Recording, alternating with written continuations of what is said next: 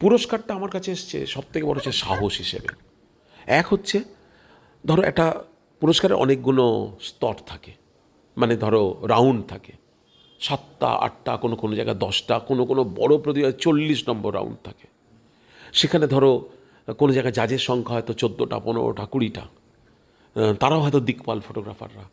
প্রথম হচ্ছে তাদের সকলকে আমার যেটা ভালো লাগা, সেই সব ভালো লাগায় তারা মতামত দিচ্ছে যে আমাদেরও ভালো লাগছে, তবে অ্যাকসেপ্টেড। তার থেকেও যখন ভালো লাগছে সেখান থেকে অ্যাওয়ার্ডেড এই জায়গাটা।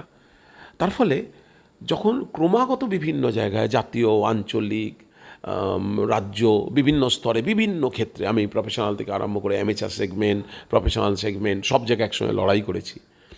যখন অ্যাকসেপ্টেড হলো তখন মনে করলাম যে ঠিক আছে, আমি অ্যাটলিস্ট আমি যেটা করছি সর্বজন স্বীকৃতি পাচ্ছে।